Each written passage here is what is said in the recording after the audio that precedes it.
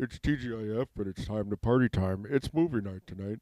If you need a cinematic masterpiece, look no further than Back to the Future 2. Back to the Future 2 is a classic tale of love and betrayal, redemption, and time traveling car, which it doesn't actually work that way, but it's really cool to think of. Okay, so this movie night. Get the corn on the cob, okay, roasted on the grill, roasted on those open coals, okay, roasted corn, okay, and you put chocolate over top of it, chocolate covered roasted corn. It's a good time for a family movie night. At family movie night, have the blindfolds ready just in case there's some inappropriate content in those movies. You can't watch everything all the time all at once. So sometimes you're going to get surprised by stuff. Like one time I tried to watch Meatballs 4, and the guy's like, I want to get laid. And then I was like, this is the best movie I've ever seen. And my mom was like, I think it's time to turn the movie off now.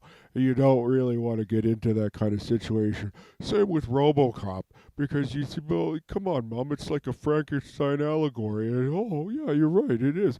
Oh, my God. So then you got to turn that one off, too. Okay, so for movie night, you got the roasted cob of corn with chocolate on it, okay?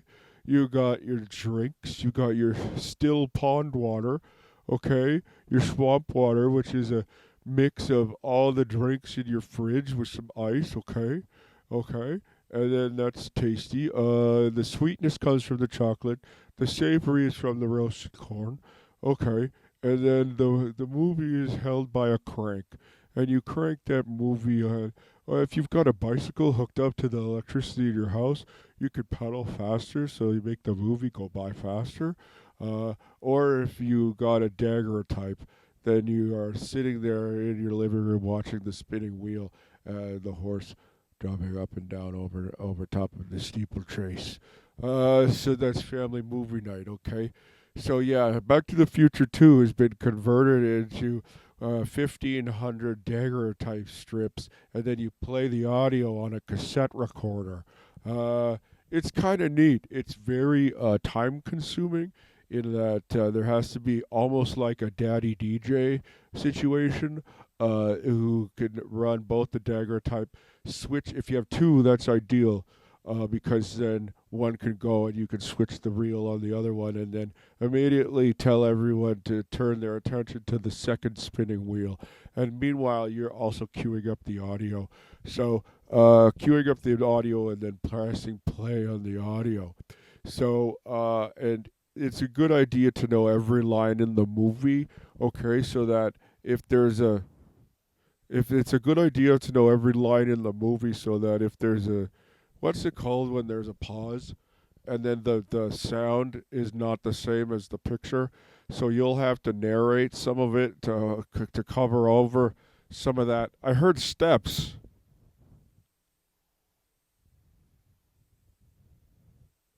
I guess there's no steps. Thought maybe the child was coming downstairs. So anyway, I don't want to ruin movie night for him by letting him know that it could be movie night tonight. So, okay, it's going to be a surprise for the children at home. All right, so yeah, if you need any more ideas for family entertainment, check me out, okay? Because there's family movie night, okay? There's trampoline blasto, okay? There's that big sucking tunnel that makes you feel like you are jumping out of an airplane, okay? But you wear a puffy jacket, okay? You wear a down-filled puffy jacket and a helmet. What else is there? There's going and checking out the culverts down at the creek, okay? See if you can get in those culverts, those cozy culverts, okay? Don't go on your hands and knees and all. Wear shoes because you don't want to get poked by any foreign objects, as it were. Uh, what else can you do with your children? That's a good idea. Read them the newspaper. So if you're teaching a baby how to read, put them on a newspaper. That way, they're exposed to the language as they crawl around, and the tactile feeling of the crunching paper reinforces some of those syllabic elements of the sounds of the words. Okay? Yeah, I mean, make sure you wash their hands and feet after because that ink rubs off really bad. But also teaching them how to wash isn't the worst thing, also ever. And those letters are pretty small, so you got to put the baby right up there because the baby has limited eyesight at this time. But it's never too soon to expose your baby to written language.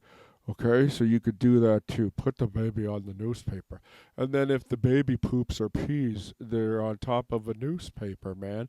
I'm not saying like let your baby go around on some newspaper without a diaper. This isn't Big Daddy. But okay, I'm just saying if there's a blowout or any other kind of unforeseen diaper event, then you'll have that secondary backup of the newspaper on the floor. And still do the newspaper on the floor and not the carpet because, as you know, it's a newspaper and materials can soak through that thin layer of paper right into the carpet. And once it's in the carpet, man, what are you going to do? I mean, there's baking soda or vinegar. I forget which one it is. I think it's vinegar you put on it and then suck it up as fast as you can, like with a vacuum. Okay, so that's my baby tips and tricks for the day and my family movie night. It's live from the basement next to the hot water heater. I'll be here all weekend, so remember to tip your wait staff. And yeah, I'll see you again real soon. It's been a real pleasure as always.